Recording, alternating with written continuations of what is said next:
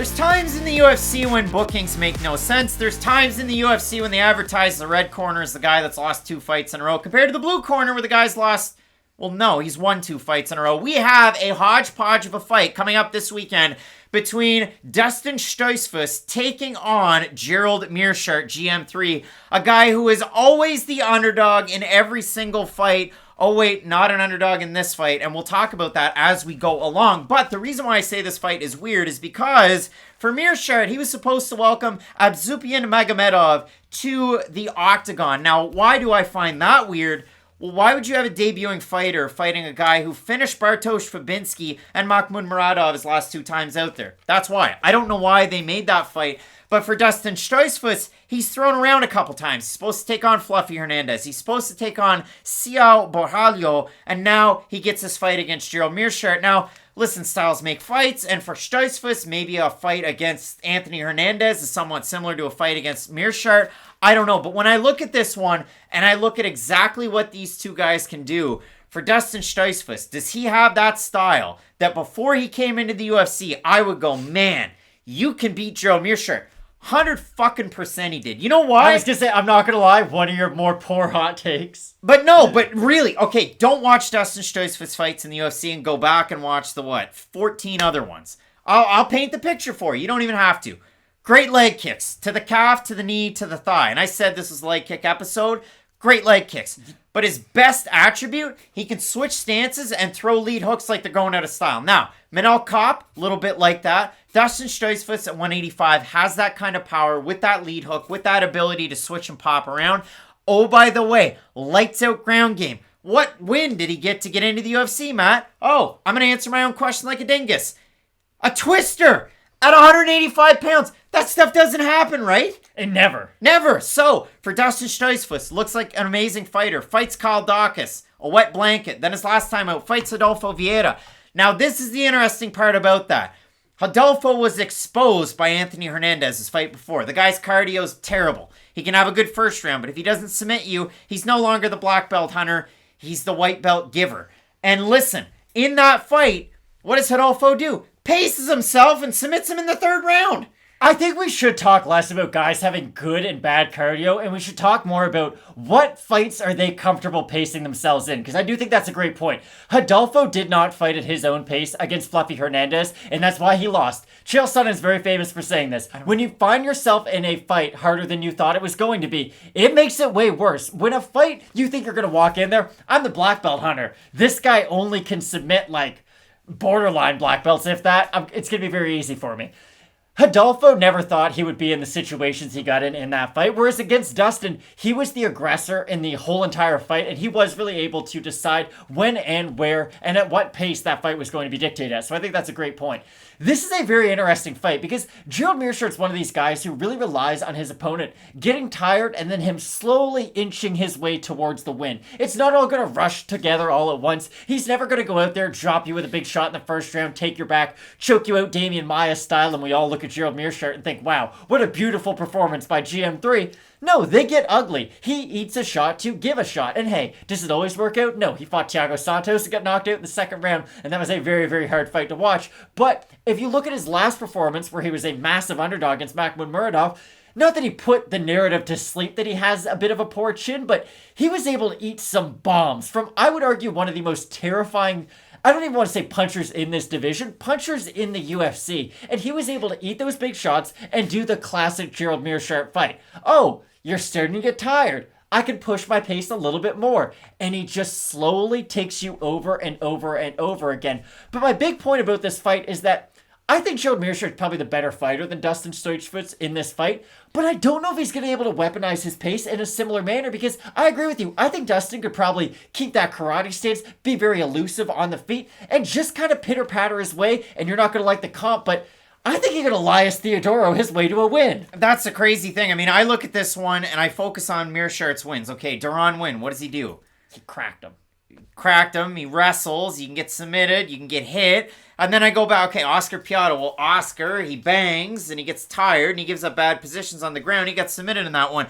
It's really tough when you look at Gerald Meerschaert. And listen, we have a video on our second channel, 15-minute card breaks, where we are elated, and I'm going to spoil the party for you, to get a Gerald Meerschaert striking signatures card. How crazy was that? It was great, because this is the thing. When you get to this point in MMA where you're watching every single weekend, every fight, and you're watching tape and all that, you don't really like fighters. You just respect them for who they are. And Gerald Meerschaert's the type of fighter you can respect because he's got that, like, farmer type of a style. Like, I pick up my lunch pail, I go to work, and I leave. Farmers that bring lunch pails to the barn. When I look at this one, I'm going to give more credit where it's due, Matt, for Gerald Meerschaert. He is tied 5th all-time in middleweight finishes at 8, with Jacare Souza, Uriah Hall, and Thiago Santos. Oh my goodness. He is number 1 with the most middleweight submissions of all time with 7. And listen, at number 2, you have Damian Maia. Now, he spent some time at middleweight and at welterweight, so that's why. He is also tied for 7th all-time period in submission wins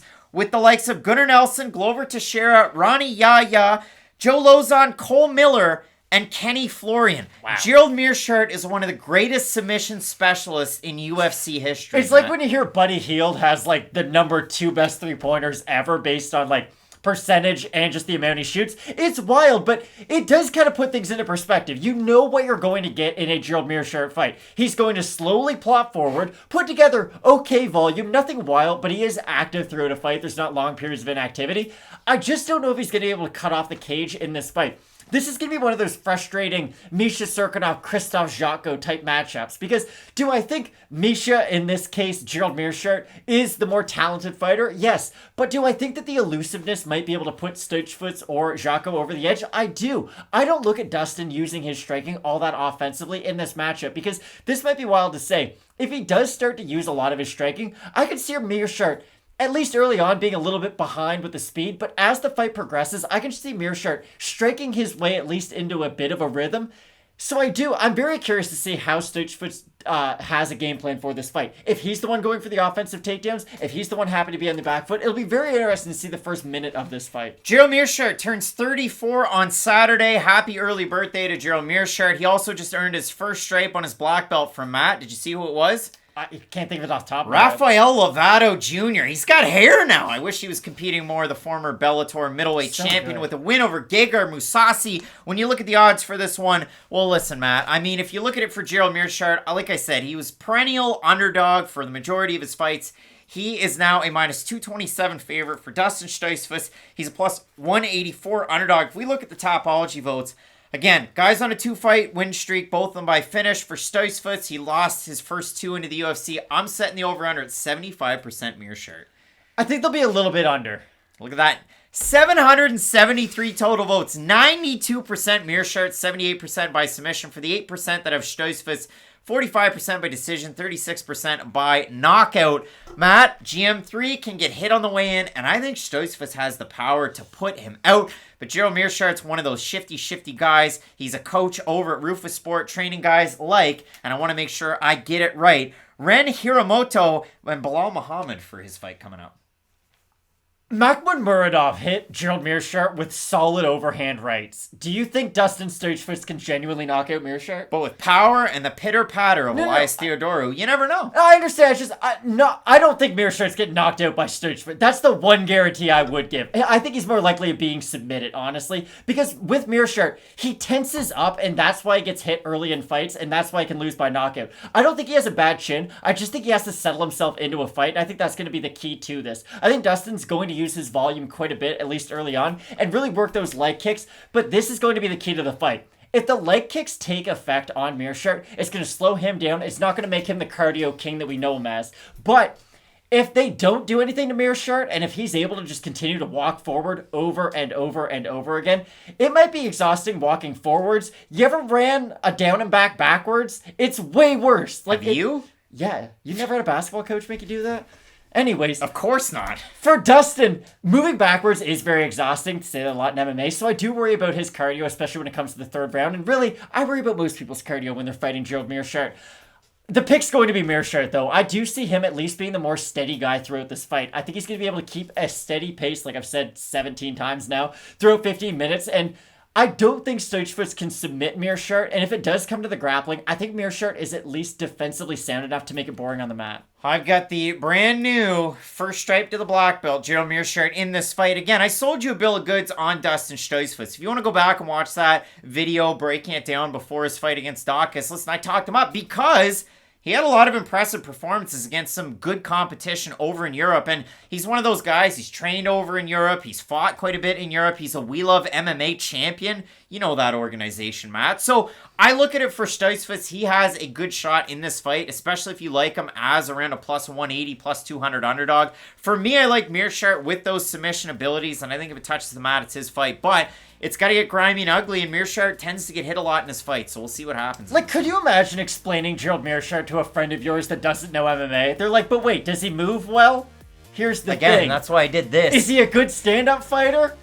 He's not bad, but like his grappling is at that top level. Like, it is wild. You can't really put it into perspective in your head just how good of a grappler Meerschaert is until you do start reading off some of his accolades and some of the records that he is tied for. And hopefully at some point we can look back and just kind of respect the whole career of Gerald Meerschaert. The greatest middleweight submission artist of all time, Gerald Meerschaert, both of us going with him to get the win in this fight. You let us know down below in the comment section if you got Meerschaert. If you have Stoltzfus, you let us know, especially about the fights coming up on the rest of this card.